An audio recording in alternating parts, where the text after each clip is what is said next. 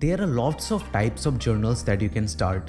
The blank notebook journal, the dream journal, the artistic journal, food journal, gratitude journal, reading journal, travel journal, and this is just the tip of the iceberg. There are thousands more, right? But this podcast is not about like how many types of journal you can start. This podcast is all about like what you can do with journal and why you can't really stick to the habit of the journaling even if you have tried to on the past. So let's get started. So I have started journaling many times and I have stopped them as well in between. I have started different kind of journaling techniques and I have started posting them on the Instagram as well, so people were accountable for it as well, but I could not stick to them for a longer period of time. And the reason is the only reason that people don't care about is the intention. So when you're journaling, the most important thing about this thing is that intention, right?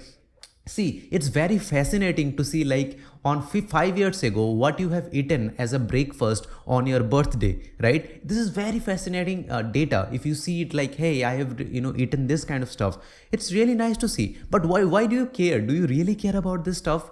If you don't care, you are not going to stick to journal, right? So that's the best thing maybe you feel like when you are journaling, but it is not something that you care about. So find something that is intentional and you do care about it. So let me start giving you with an example that how to actually go ahead and find it.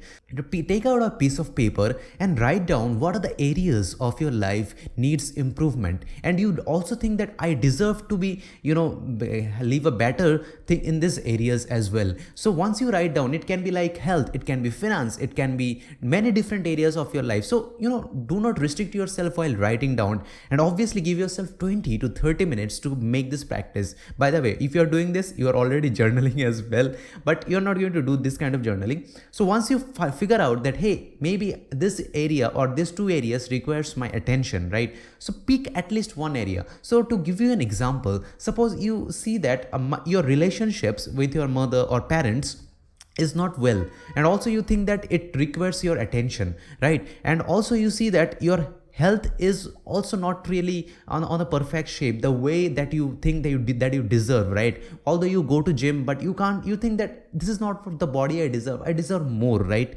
So you're thinking that this kind of less self-confidence actually ripples throughout your life as well and impacting your relationship as well. You figure out writing that, hey, maybe because of the less confidence I feel lots of the areas of my life is also getting impacted because of this as well. So you think that, hey, I'm going to focus only on this part, right? So you see that you go to gym, but the only problem is that because you live alone, the only problem is you can't really eat right. So the best journal for you is that a food journal, because that's what you care about, right? Because that's what you care about to keep. Because see, if you have a food journal, you can track, you can see that what are you eating, so you can't really cheat yourself. This journal is very important in that case. See, I have started food journal by myself. I used to track each and every meal that I used to have. Like suppose if I have even taken a sip of tea, I used to write it on my journal. It's very crazy. I still have this journal. I did it for like 1 or 2 months. It is crazy, but I don't care about it. Even if I don't even like to see like what I have written down there, right? I don't want to see. But for you, this data can be helpful for your journey, for your goal, for the things that you want from your life, from the things that is bottleneck right now in your life and can be fixed very easily, I would say. But you are not journaling and you can't really figure out. We think that all of the problems of life is going to be very simply fixed on our mind if we think about it. No, it's not going to be. Because see, if you get a maths problem, how do you solve it? Solve it on your mind? No, this is a problem of your life. You can't really solve it on your mind. You need to start journaling. So for that, food journal is a great journal for you as an example. But if you have different kind of goals, like you want to read more books and you are reading books, but you can't, sometimes you get this kind of stuff like, hey, I don't want to read books. You need to journal. You need a reading journal in that case, right? So all these kind of journals are there to help you. Okay, so You can't really pick some journal. Suppose there is a journal called travel journal. So maybe you're someone who don't like to travel. Why the hell do you should maintain a travel journal? Because went 5 kilometers away from your home yesterday, you are going to write it down in your travel journal? No. Make sure that there is an intention behind why you are journaling. And the second mistake that you do is that you are not leveraging the templates. See, if you want to start a different kind of journal, there are templates for everything. If you go to Pinterest, you can find lots of different journals. So you just need to search with the journal name and you are going to find out a lot of templates. Now pick one template. Do not keep changing the template each and every day.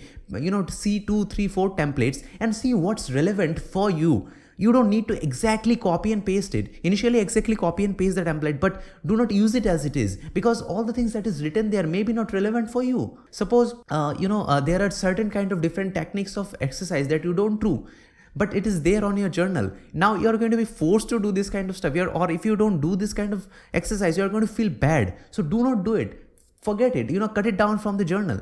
So that journal templates are there to help, right? So you need to tweak the template for in your needs. And I have seen a lot of people, they don't even use template. They use their own. They try to come up with their own techniques. Initially, do not do it, right? If you have no idea, no exposure to journaling previously, try only templates. Do not try to come up with your own something, right? Do not do it, right? And the third thing is that people use the laptop or phone to journal. Phone is the worst thing to journal, actually, I would say. You can journal and you can use the phone when you have no access to paper or no access to your laptop or something like that. You can do this, but phone is I think is the worst mechanism or a mode of journaling, and I do not recommend you this, because phones are like this distraction thing, right? You are constantly getting notifications and stuff.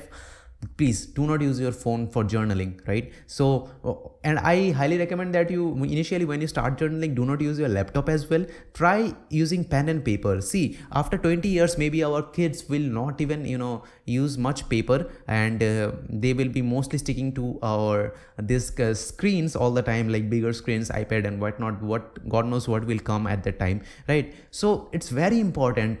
And we should be really grateful that there is something called paper and there is something called pen that we can use, right? And if you're not initially comfortable, like writing down your thoughts, maybe you're writing down your thoughts there, you are not really comfortable, write it down and tear it apart. You don't need to keep it. So let me conclude the podcast with these 3 points. The first thing that you need is intention, why you want to write journal, right?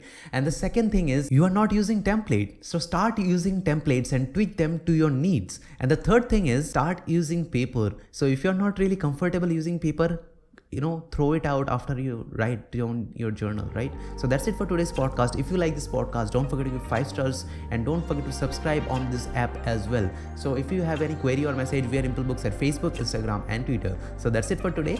Have a good day.